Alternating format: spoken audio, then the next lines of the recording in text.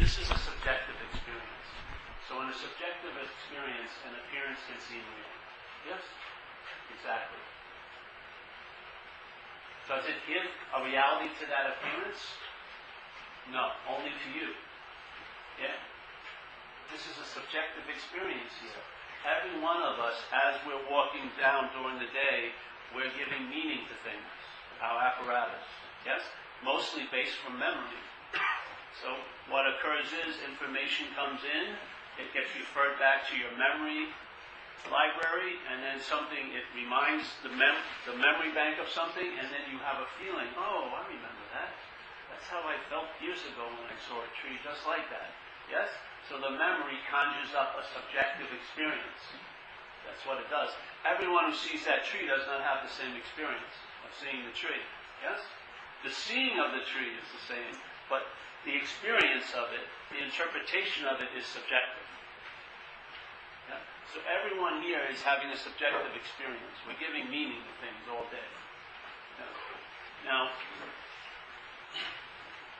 you and I give meaning to appearances as being real. And one of the ways we make them seem real is that we think they were there in the past and therefore will be there in the future. Yes? But you can't even take a plane to the past. Can you? You can't, there's no airport to land in the past. There's no like 5-star hotel or a taxi you can take into town. There is no past. Yes? Yet, you want to know, you want to say, well, there was a wave at Cronkite last Wednesday. But that passed, so you're trying to give an authority to an appearance by making another appearance seem real. Well, there was a past. Yes, but there isn't a past, is there? You can't go there, can you? It's not locatable. You can't fly there. You can't taste it, touch it. All you can do is it can be conjured up in thought and memory. Yeah? And it's a feeling or an idea or an event that is given the name it had happened. Yes? Because it has no relevance whatsoever except by that it happened once. Yes? It doesn't have any relevance today, does it? Literally.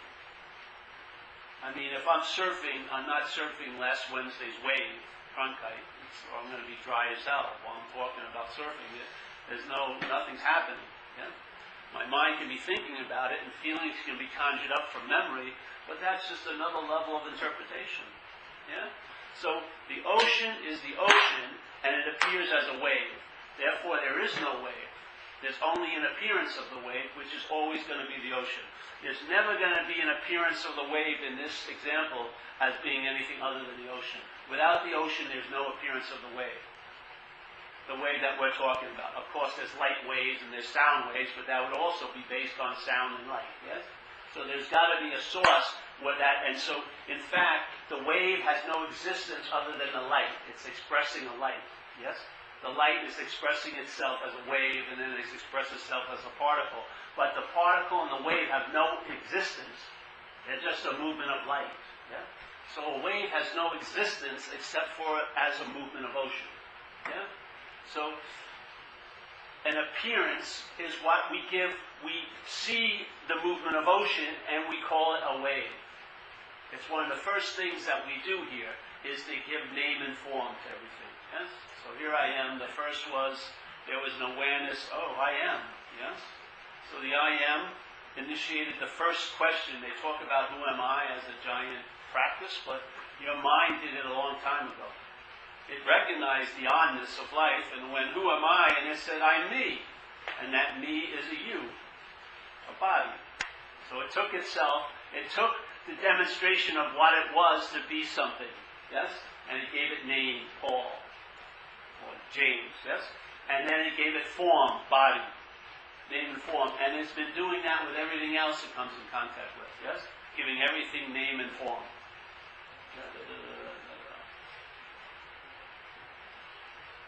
So the ocean is the ocean, and one of its appearances is called a wave. There's no inherent existence here as a wave. So yes, there was an appearance, and yet there's never been an appearance called a wave. It's always just been the ocean. Yeah? Actually, I'll tell there. Well, I'm going to take you to Cronkite, then you'll know. We'll go swim. We'll go surfing and you'll get the experience of what it is. If you can tell me where the ocean stops and a wave starts, then I'll let you have the answer. Yeah? You can tell me, all right, ocean, wave. Where's the distinction where ocean stops being ocean and wave begins? Tell me. You know? Or is it just an extended movement of ocean that your mind says, wave?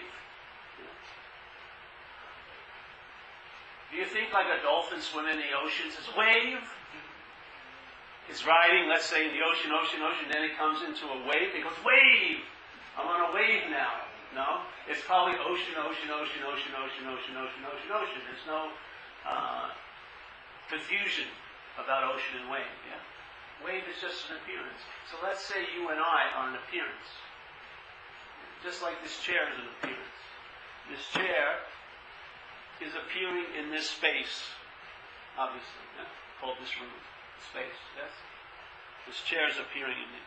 Now, if we do this all the time, but if you move the chair and you moved it out of the room, would you have any knowledge that it was here?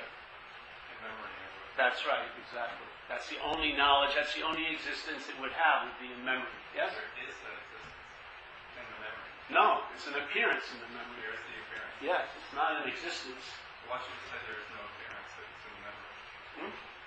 Why say there is no appearance? Because the sense of an appearance, where you're sharing it, is that it has a certain existence as an appearance, which it doesn't have. In memory? No, it doesn't. You wrote on it. Where's memory? Where's the memory? Where's its existence? Show it to me.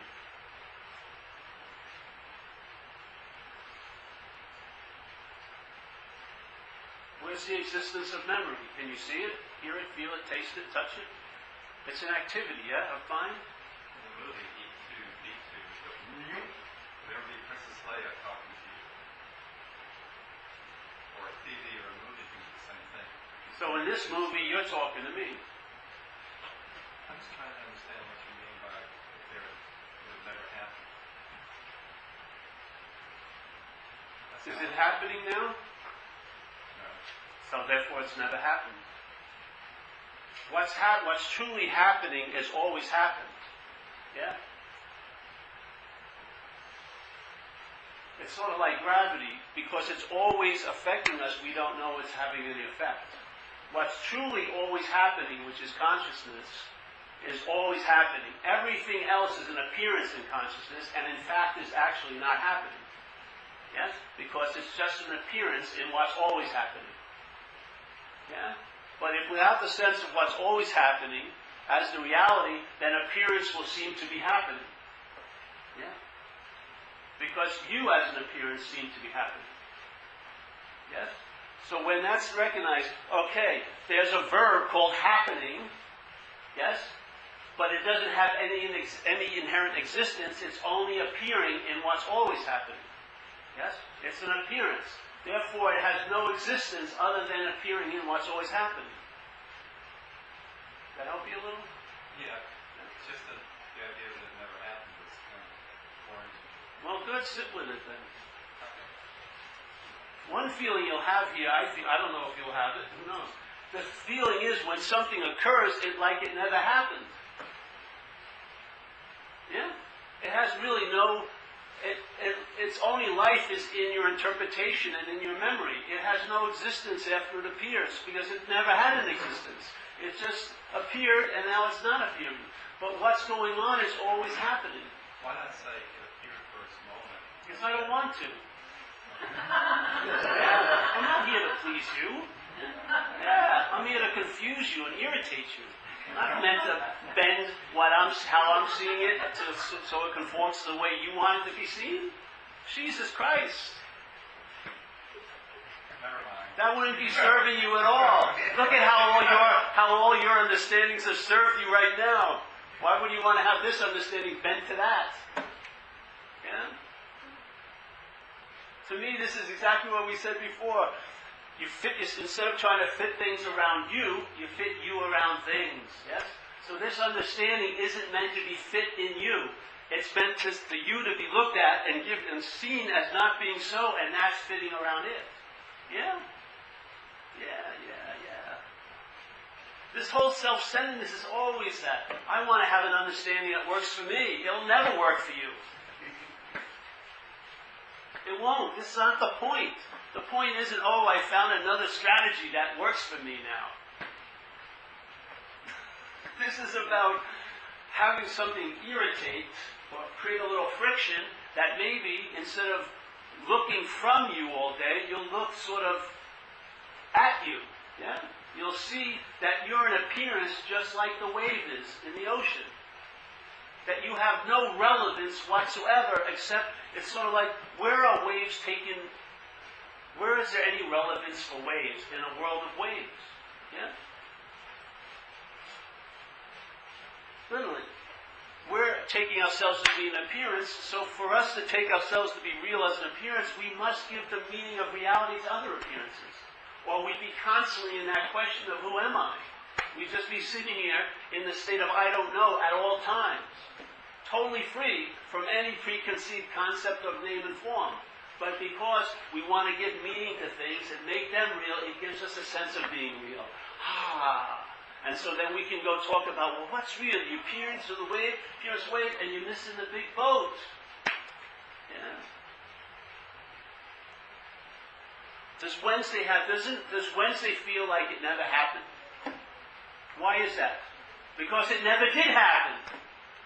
You know, when you were a kid, you had feelings. They were the most right-on feelings you ever occurred. Yeah? But your head, the logic of the mind, wants to dispute it all the time. Don't you get a feeling like after a day is done, it's like it never happened? What the hell? What is that thing called Friday? What happened, you know? It's just like all this stuff occurred and then it stopped occurring. Isn't it? So it has a sense like nothing ever happened. That's like leading you into what's always happening. Yeah?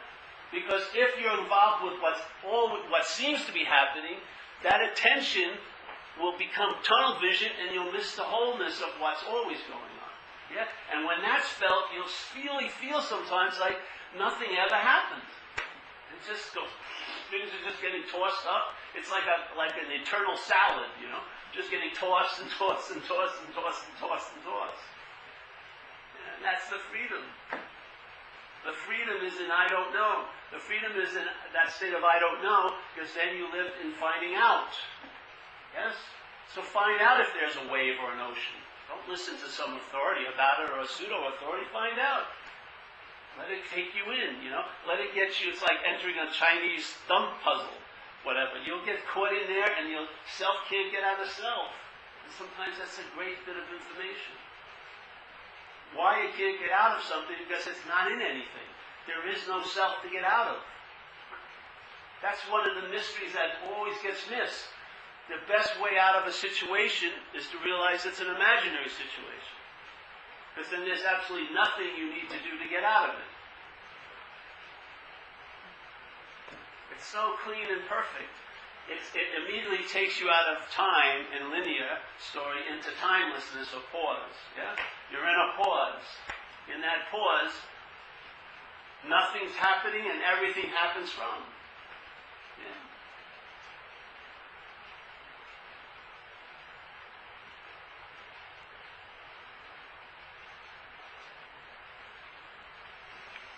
Let's say when you see something done, yes? Don't you feel like has to be a doer?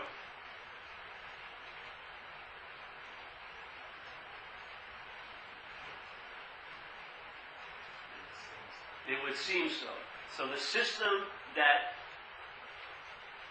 first receives the information of life, its system is any time there's a verb that's seen, it has a tendency to imply there must be a noun. That's why we have the idea of God, too.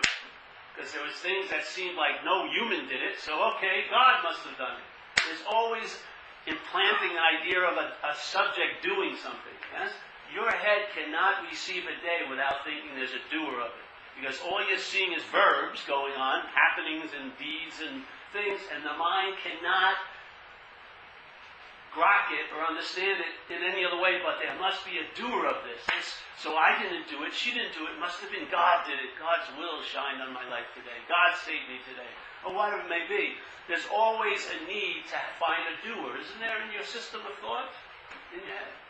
And in that system of thought, and you have your own personal experience of it, in that system of thought, when you think of you, how do you think of you? As a thing. When you think of you in the past, how do you think of you? And when you think of you in the future, how do you think of you? You cannot escape that. The system that most of us are sitting here relying on as our navigational tool in this life takes us to be a thing. You may call it a spiritual thing, but it's still a thing. It's always going to be a thing. That system can't think outside of its own system. Yeah? Self can't get out of self. Yes? So a thing is trying to sense the ocean and wave. So a thing is trying to see, why isn't an appearance not a thing? Because in a sense, why isn't disappearance not a thing? Really? Yeah. Its logic is so small, it can't get out of the system. So when you think of you, when you feel you as a thing. When you tell a story about life, even if it's a spiritual story, it's made into a journey, which implies a body, doesn't it? Any narrative of a journey means there's something that's traveling from one point to another point. You tell me if you can take a picture of a journey by a spirit. And does a spirit run into like getting up the top of mountains, arduously climbing to a peak? No. A body has a little exhaustive day when it does that, doesn't it? And when a vista's finally gotten to, and then there's this incredible view, what's having that incredible view? A body. Yeah? So even spirituality has been cast in the terms of being a body. That's what it is. This system can't think outside of you being a body. And it's never going to find an exit. It's just running around like this. But in this system, you will always be the final authority. You as a body.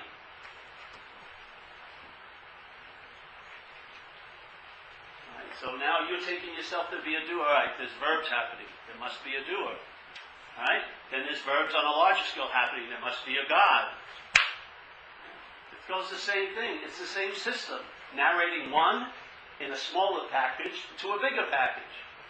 Where it leaves your little subjectiveness, it becomes God is the one that's doing things. How could God be killing all these children in this world? Because you see the act of children getting killed, so there must be a freaking doer, isn't there? Has to be a doer from our point of view, yes? So what the same thing, when you run into that predicament in that looking at the whole world, you're running into it every day in your little head when you drive to Whole Foods. There's a sense of James as a thing doing something. And then James as a thing thinks what it should have done or shouldn't have done. And then James as a thing goes on, well, what have I done in the past that worked and what should I do in the future? And all it is selfing, isn't it? The mind is just selfing, telling the whole story about this whole event based on being the subject as a thing. Yeah? And other subjects as other things are imposing their will on me. My wife is another thing that's driving me crazy, and this and that and that and this. Yes? If that's not looked at, where are you going to go? Wherever you're going to go, you're going to go as a thing. When you start becoming spiritual, it'll be as a thing. You'll become a spiritual thing, which is a lot more dangerous than a non-spiritual thing. Because now you think you're better. And then certain things that you do will seem to have a lot more importance than other things that you do. So if you have the spiritual bug that bits you, you'll think meditation is more important than putting out the garbage. Because it's something that you, as a thing, has to do to become a spiritual thing.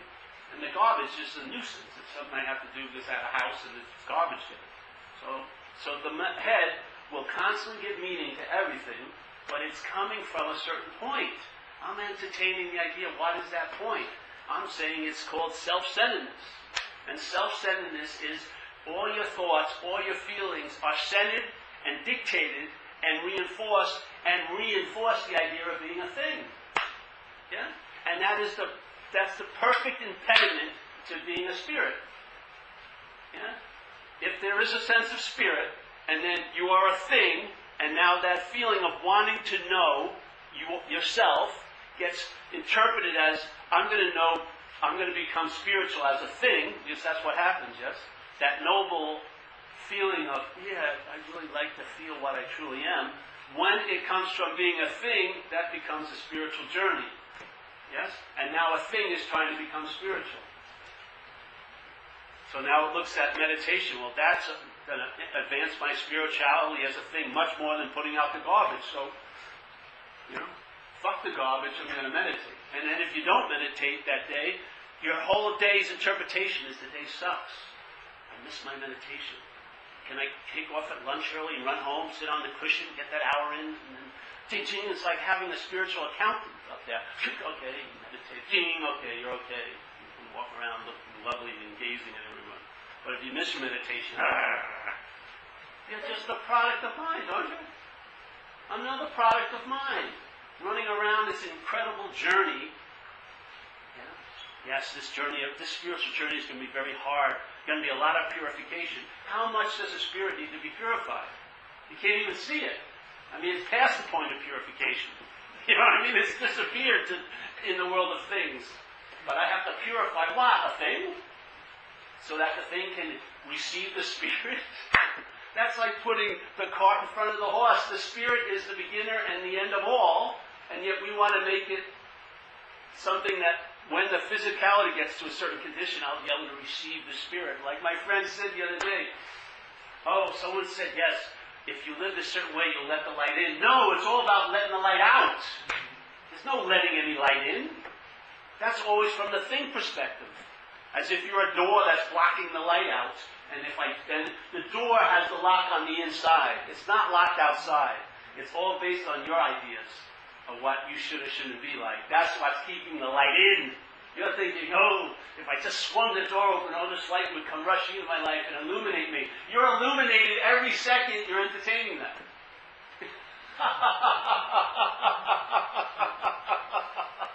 Every second you're basking in this unbelievable room of light, but you're expecting it to come outside because you've taken the space of being a thing as being solid and empty of something, empty of the quality of being spirit. So now it has to get spiritual. Jesus, man, it's the oldest trick in the book. But every time I look back, I don't see any light in the room. Of course not, because all your walls are painted with your freaking thing picture. It's all James everywhere. So when they go, what's looking is what you're looking for, and you start looking, all you see is James, and that immediately throws you off the scent. Because that can't be what's looking. That's James. I know James. James is a pervert. James is this. James is that. James has these terrible thoughts. James needs a lot of purification. And James also missed his meditation this morning. So James has been a very, very, very bad boy, James, today. Yes? Doesn't it happen that way? So who plays God with the idea of God? You! Yeah? You're the one that breaks, I think I want to know God now. Okay? God, come on in my life. Come on. I know I sent you over down the hall. Come on. God's everywhere, but I don't bump into it. I guess you're the bigger God that can experience not bumping into God. Yeah. So as we're sitting in this room talking about waves and oceans, we're drenched. We're totally sopping, and we're not noticing that. We're thinking an understanding will finally trigger it. No, it won't. No, it won't. An understanding is just an intermediate little step so that your mind, that hand that's got the doorknob locked, may loosen. Yes? So then, if it stops not pulling it in, the door will spring open. Yes? And then there'll be a sense of the light coming out. And once that sense is sensed, you realize it's always been so. And that nothing actually ever happens.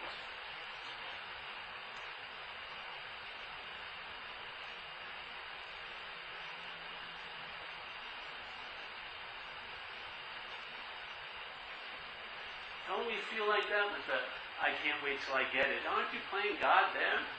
As if you now made what's always so an event that may happen to you. And usually it's based on what you do, right?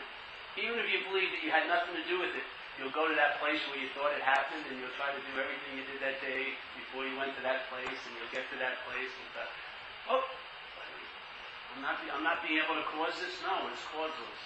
It's way before you ever appeared to be a you.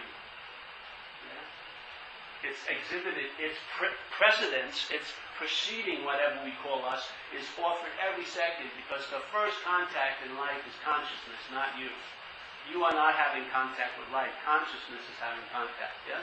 Consciousness is seeing, hearing, feeling, tasting, touching. And isn't after that a reaction of mind saying, I'm the one who's conscious? Isn't it coming afterwards? Yeah. So what's going on is conscious contact, and the mental reaction to that is after it. It arises and says, I'm conscious. Paul is what's conscious. And because of that system we're relying on, then consciousness is seen as a verb that you are doing. Once it's seen as a verb that you and I are doing, then it comes under what? Your managerial scheme. Then I'm going to do things to become conscious, and then if I do certain things that make me unconscious, I'll be unconscious. And what's forgotten is the state of consciousness. Yes? The state of consciousness. A verb without a noun. Yeah? But as soon as we claim it to be I'm conscious, we become the doer of consciousness. I'm verbing consciousness now. Yes? And so what happens? Then everything that you do or don't do goes to the spiritual accountant, and it gets measured. All right, I really like that guy. When I went to his talk, I really felt good. Okay, let's put that there. I went to her, no. And then basically you're accruing the spiritual value as a thing.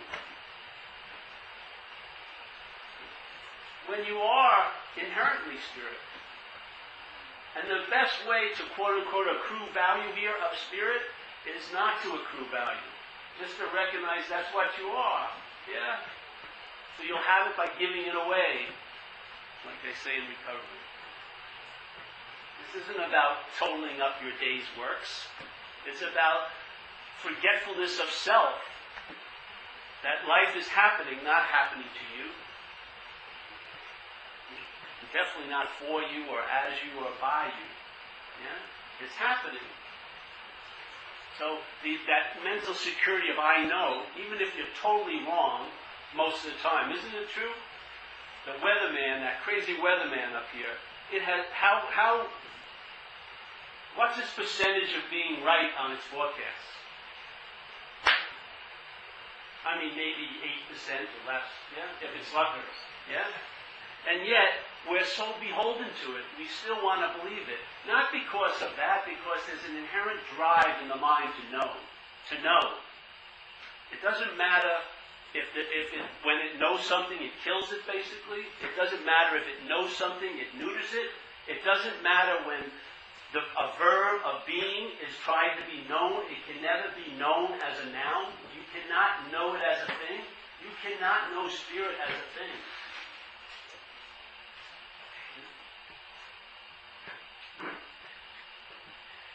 It's a verb, yes? So how you know it is I don't know. And the true security here is what you would call mental insecurity. You just don't freaking know. It's perfect like with this operation I had, because every morning my little groin area dictates how the day is. It tells me, all right, the hernia feels a little better today. So I find out what I can do, and I take my cues by the physical condition. Beautiful. Yeah? It's all about finding out. There's no way I know. I can know. I can't see in there. It looks pretty terrible anyway. Yeah? But I wake up and I find out. Okay. The same thing with this message. You don't know this message. You find out. You entertain it. It goes in there, and then you see what happens. Yeah? You can't know the tree like Jesus says, but you can know the tree by the fruit.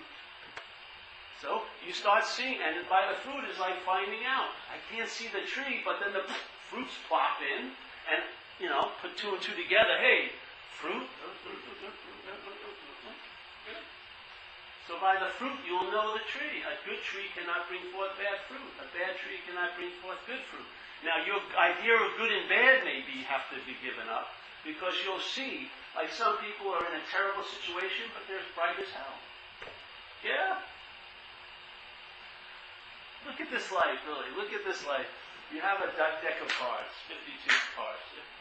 What most of us were dealt when we were young was, if you got your outside circumstances right, yeah? If you got everything, you went to school, you met that girl, you had that kid, you did this, you did that, it would translate into you being satisfied and happy. Yeah? At least in the West, that's most of what we get socialized into.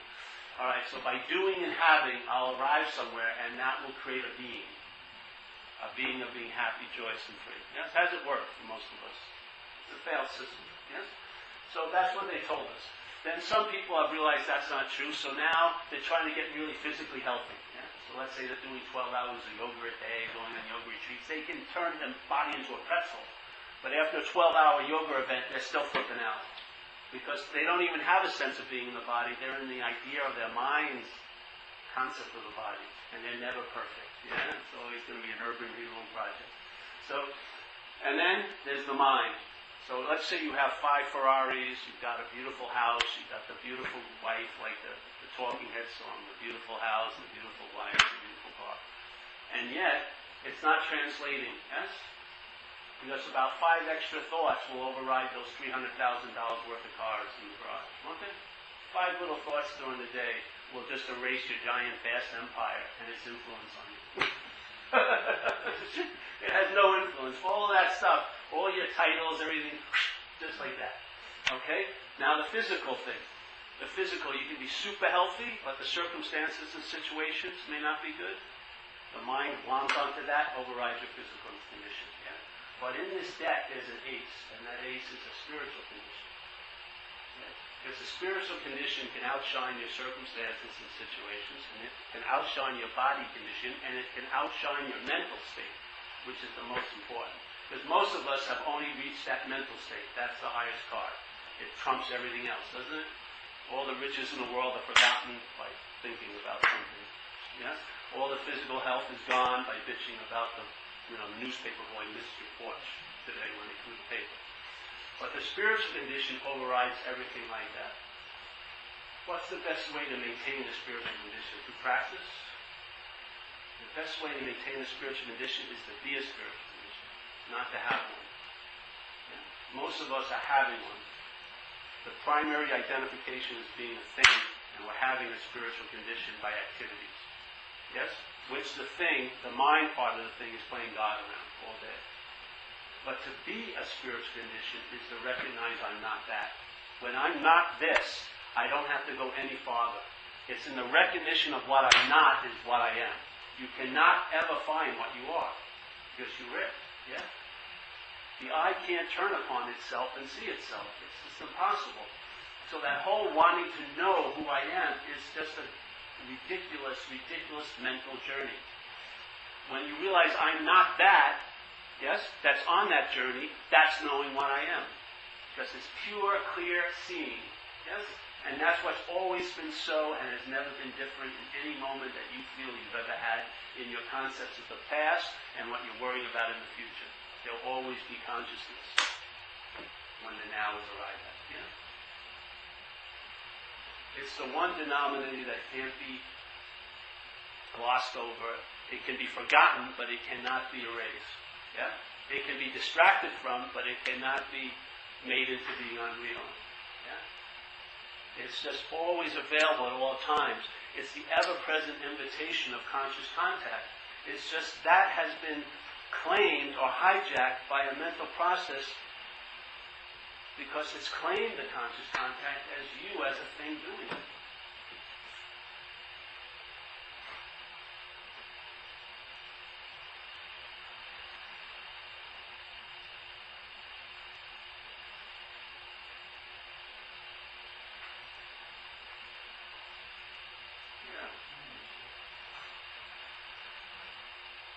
Once that is addressed, once that simple idea is entertained, I may not be that, yeah? every bit of information that gets revealed, what you find out, all gets distilled into one statement: I'm not that. It's not something you say, it's something you live. You travel as if you're not that. Yes? You travel as if you're not that. And that's the freedom from the bondage of self. It's as simple as that. The freedom from the bondage of self is not an event you and I are going to arrive at 2013. It's a living verb now. Like people say realization, but it's really realizing. It's a living moment now. It's a constant state of realizing. It's alive. It's not something that happened to a you. Yeah? It's always available. It's in that forgetting of self. It's in that self-forgetting. It's in that sense of dying to the self, however they want to cast it. But it's when your interest and attention is unwedded to that obsession with what you're not, yes? And then informs us of a life free from that self-centeredness. That's the freedom. Most people's interest and attention is absorbed in being who they think they are. They can't get out of it. Even when they don't want to be thinking about themselves, they're thinking about themselves all night. The mind is representing life every day, how it could have been different. What if I shouldn't have said that, or if I would have done this? It's all you, yes? How can you go there to the problem and expect a solution?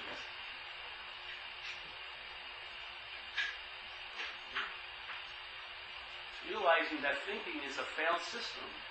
What happens? You suspend your incredible devotion to it, and you open up to finding out if that's true or not.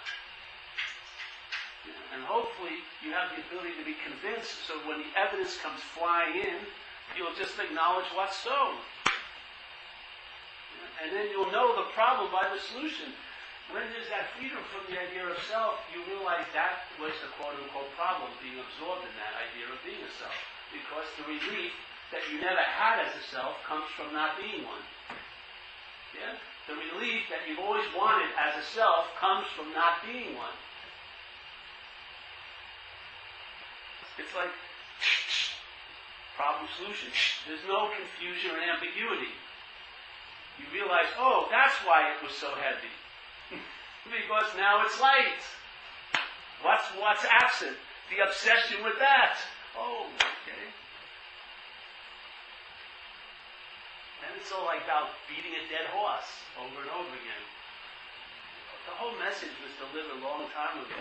You've already had it the whole life you've been in. It's just waiting there. We keep thinking the door's knock comes from the outside. No.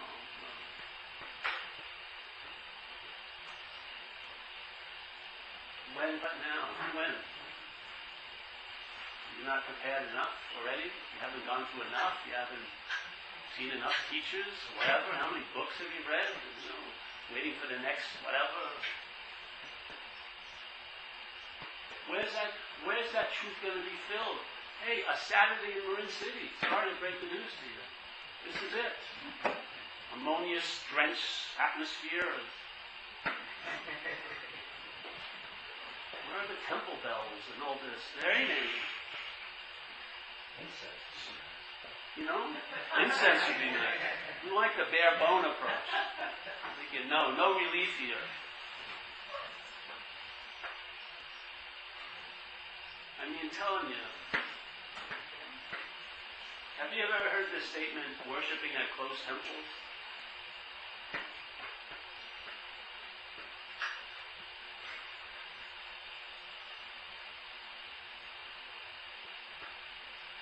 Like this, the walking sacred ground that goes into the temple, looking for an experience of sacredness. You are the walking sacred ground. You're giving everything all the meaning it has here. You and I are giving everything all the meaning it has. This is a subjective experience. You have a big role to play here. Yeah?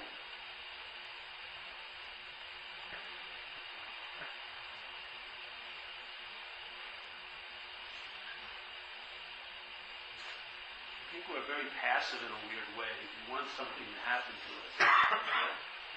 We want someone else to bring the news. We want someone to verify it, but like a notary, spiritual notary public or something. Stamp it, okay, yes.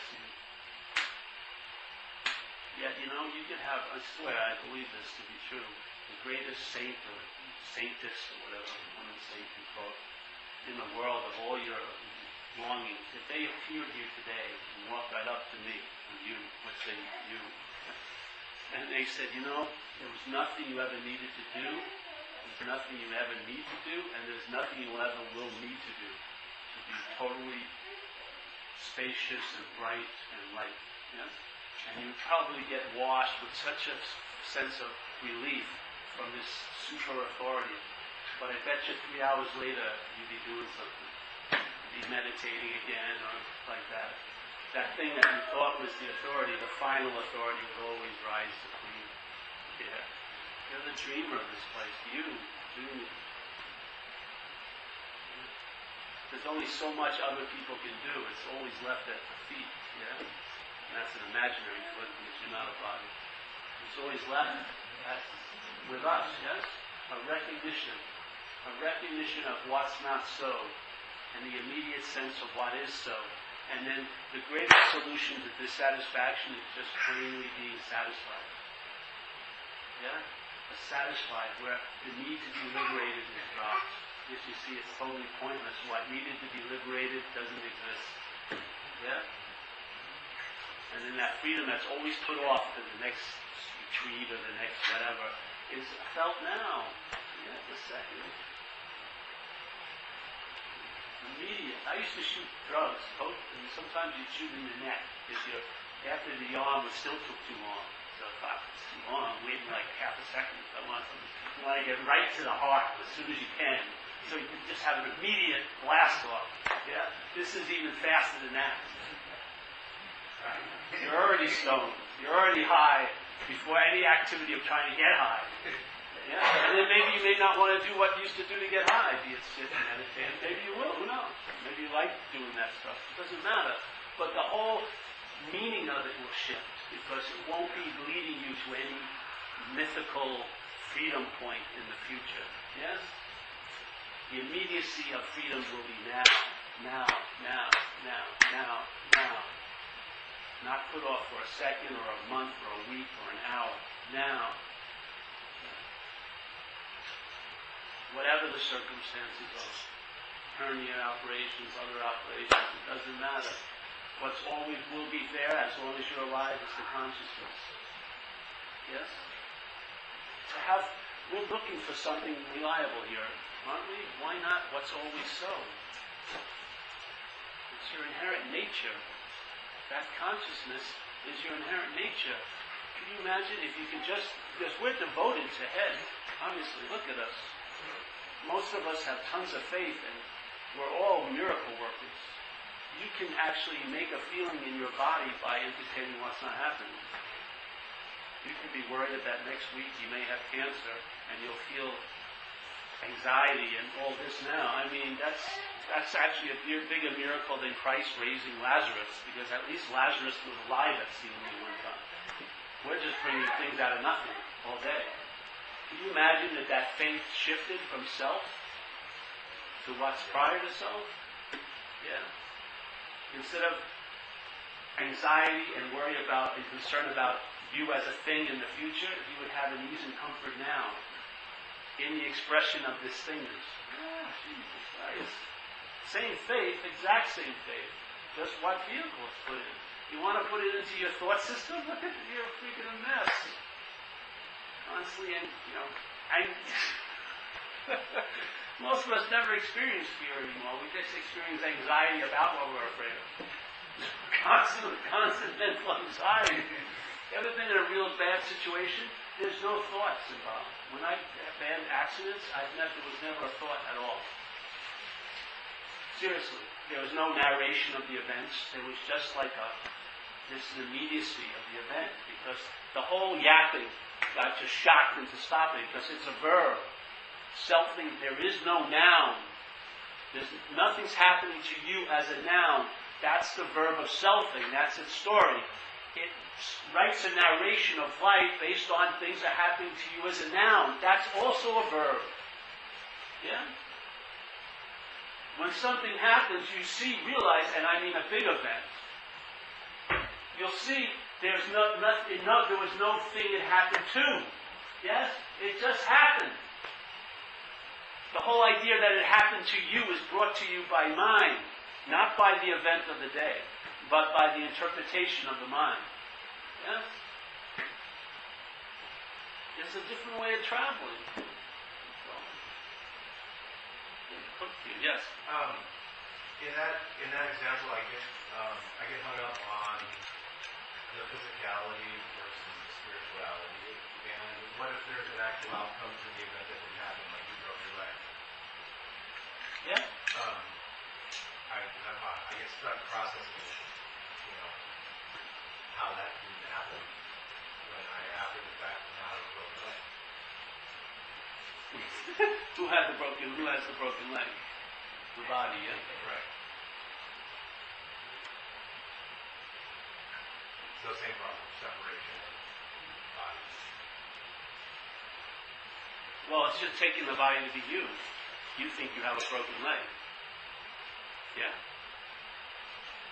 Just like when the thoughts in your head sound so enticing, it's usually because they have your sound of the vocal cords, right?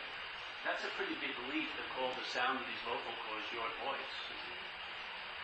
Let's say that's identification, yeah?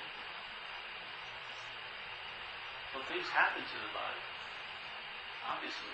And there's going to be, in the world of appearances, let's say this chair is an appearance, and I rub it against this wall, it'll leave a mark in the wall, yes? And even when I lift it up, there may be marks on the floor, because that's also an appearance. But in the space that all these things are appearing in, is there any mark of the chair in the space? What's the difference between this body and the chair, really? This body is a thing, yes?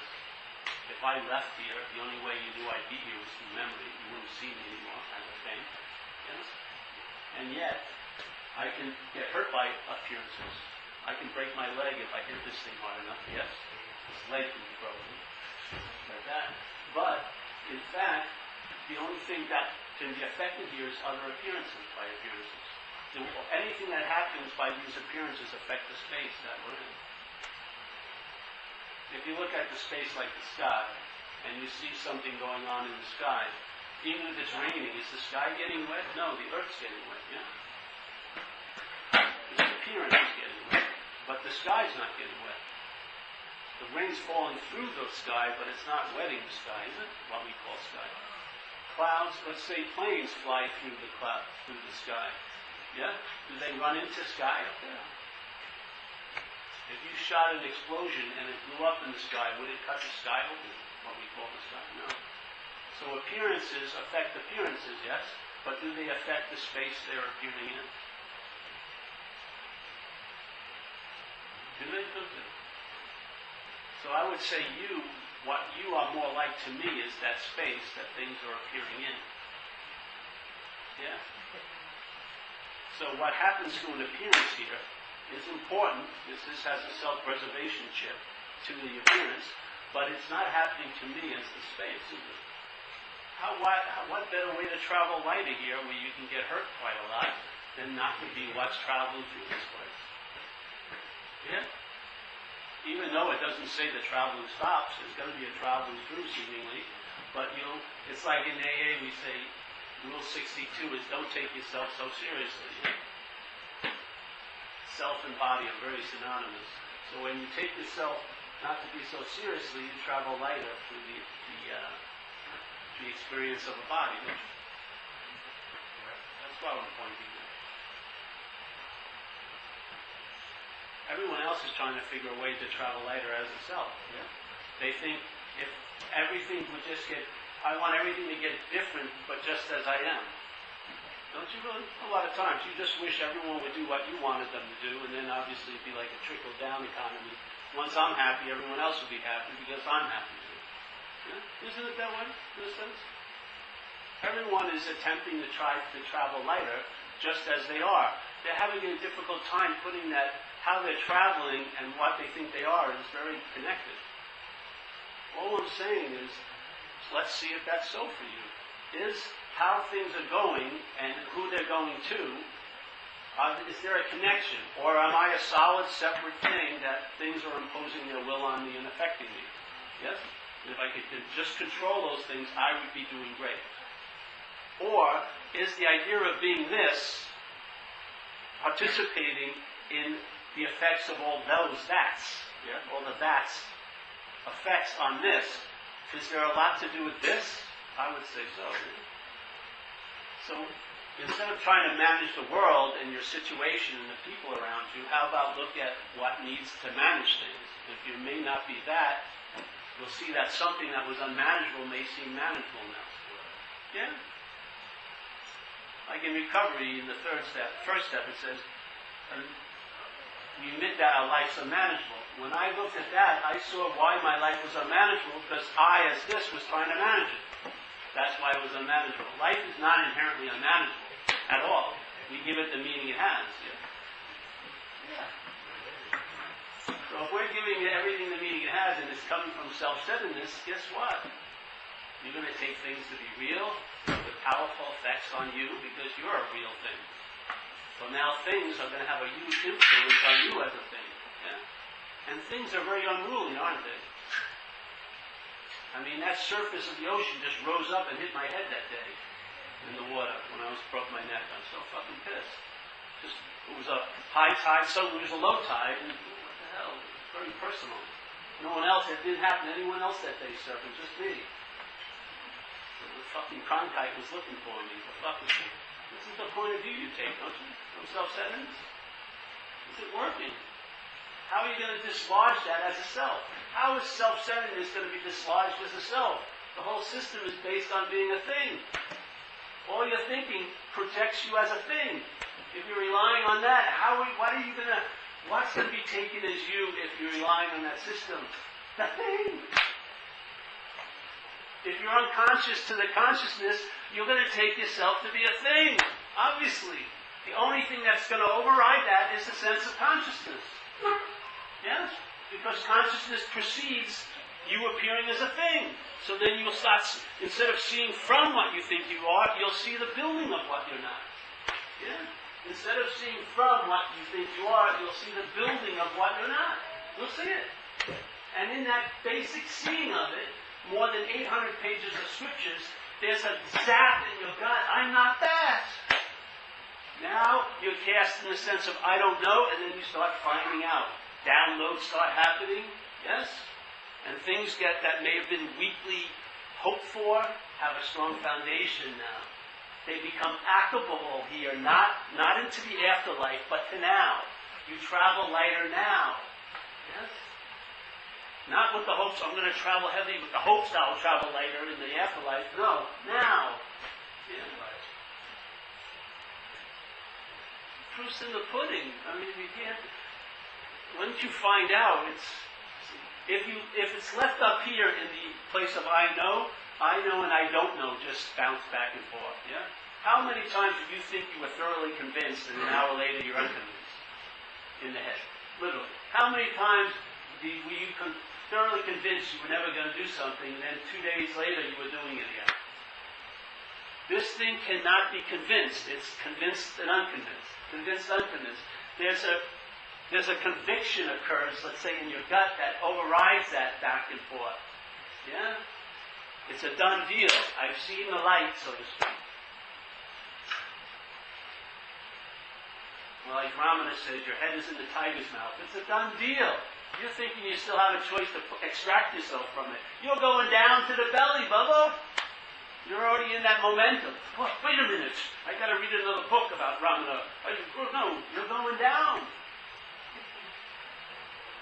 You've already been infected. It's already you're ridden with the anti-disease already. You're riddled with it. You're looking for antidotes to that by spirituality. You're trying to stop the progress of it. Oh, let me read again. Let me sign up for the next event. So, it's feeling feisty and getting back. I'm almost in fighting style. A couple more weeks. Yes. I had something I want to share, and I think I learned